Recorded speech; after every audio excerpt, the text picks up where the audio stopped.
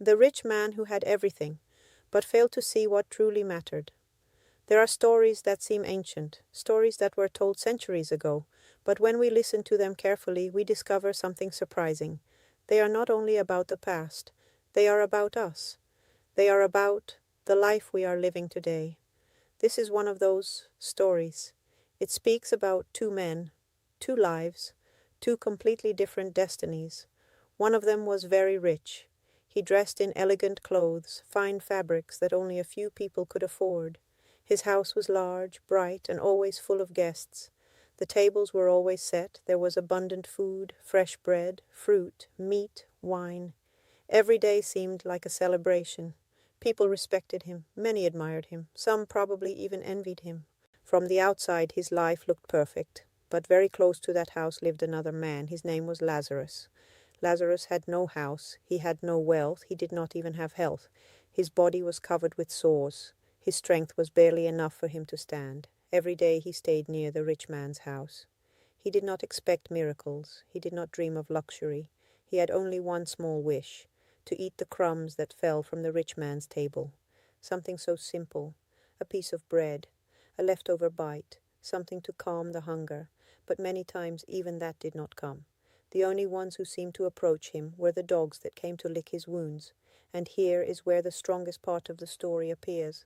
The rich man knew Lazarus was there. He saw him. He passed near him every single day. He knew he existed. But he lived as if that man were not part of his world. He did not insult him. He did not strike him. He did not chase him away. He simply ignored him. And sometimes indifference can be colder than cruelty. Because when we stop looking at others, we also stop feeling their pain. The heart slowly begins to harden. First we stop noticing. Then we stop thinking. And eventually we stop caring. Time continued to move forward. Days passed, years passed, until the moment came that comes for every human being. Death. First Lazarus died, the man who had lived almost invisible to the world. But his story did not end the way it seemed. He found rest. He found peace. A place where there was no more pain and no more hunger. Later the rich man also died. His funeral was probably elegant. There may have been flowers, perhaps speeches. Maybe many people spoke about his success. But his story did not end the way he expected. Because when he opened his eyes after death, he understood something he had never understood while he was alive. He realized he had lived looking at only one part of the world, the part that was convenient, the comfortable part, the part that demanded nothing from him. But he had ignored everything else. And then he saw something that shook him deeply. He saw Lazarus, the same man who had been so close to him for so long, the same man he had never truly looked at. And in that moment he understood something many people realized too late. Life was not only about what belonged to him. It was not only about his banquets. It was not only about his celebrations. It was not only about his comfort. There had been someone near him who needed help, someone waiting for a small act of compassion, an opportunity to do good. And he had let it pass. The truth is that this story is not only about wealth or poverty. It is about something much deeper. It is about the human ability to become used to not seeing. Today we live in a world full of distractions, screens, busy schedules, problems, worries. Our minds are occupied all the time, and without realizing it, we can pass by people who need help without even noticing them.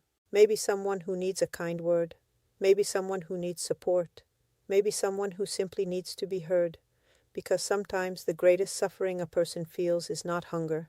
It is invisibility. Feeling that no one notices they are there. That no one stops. That no one asks. That no one looks. And this story invites us to pause, to stop for a moment, to breathe, and to ask ourselves a very simple question. Who am I failing to see in my life? Maybe it is not someone on the street. Maybe it is someone much closer. A family member, a friend, a neighbor, a co-worker, someone who is going through a difficult time. Sometimes we think changing the world requires great actions, but often what changes a life are small gestures, listening, asking how someone is doing, sharing, extending a hand, taking a moment to care.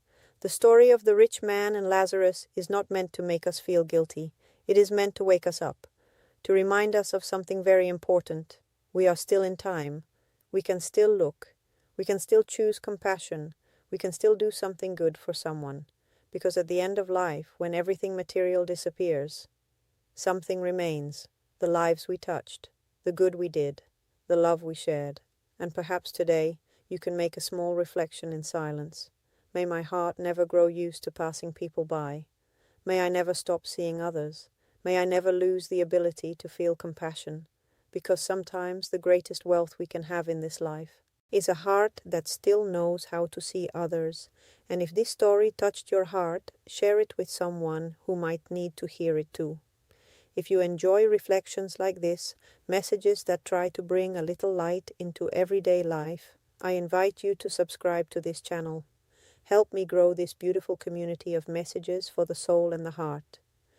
You can also leave a word or a reflection in the comments about what stayed in your heart after listening to this story,